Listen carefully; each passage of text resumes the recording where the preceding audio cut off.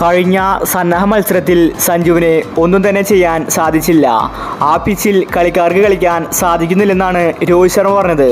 ആ പിച്ചിൽ രോഹിത് ശർമ്മയ്ക്കും കളിക്കാൻ സാധിച്ചില്ല.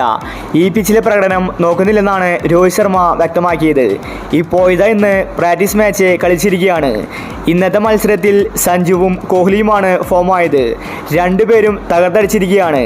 ഇതിനെക്കുറിച്ചാണ് നമ്മൾ ഇന്നത്തെ വീഡിയോയിൽ നോക്കുന്നത്. ഇത്തരം ക്രിക്കറ്റ് ന്യൂസിന് വേണ്ടി ഈ ചാനൽ മറക്കാതെ സബ്സ്ക്രൈബ് ചെയ്യൂ.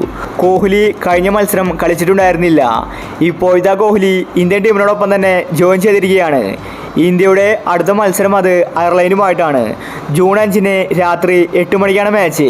വേൾഡ് കപ്പിൽ ഇന്ത്യയുടെ ആദ്യത്തെ മത്സരമാണ്. ഇതുവരെ പ്ലേയിങ് 11 തീരുമാനമായിട്ടില്ലെന്നാണ് രോഹിത് ശർമ്മ വ്യക്തമാക്കിയത്.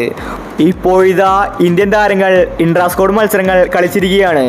ഇന്നത്തെ മത്സരത്തിൽ വിരാട് കോഹ്ലി ഫോമായിട്ടുണ്ടായിരുന്നു.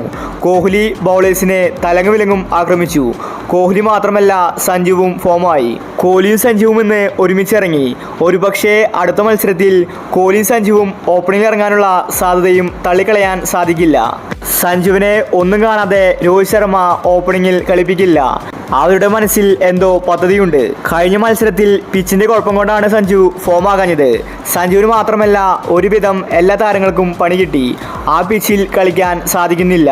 DRS ഇല്ലാത്തത് സഞ്ജുവിന് തിരിച്ചടി ആയിട്ടുണ്ടായിരുന്നു.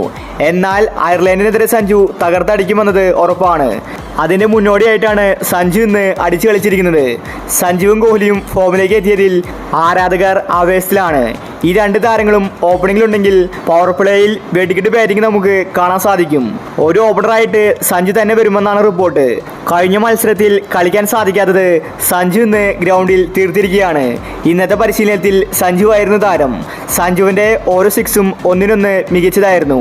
ഇന്ത്യയുടെ ബാറ്റിംഗ് കണ്ട് അയർലൻഡ് വരെ പേടിച്ചിരിക്കുകയാണ്. അപ്പോൾ ഇത്തരം ക്രിക്കറ്റ് ന്യൂസിന് വേണ്ടി ഈ ചാനൽ മറക്കാതെ സബ്സ്ക്രൈബ് ചെയ്യൂ.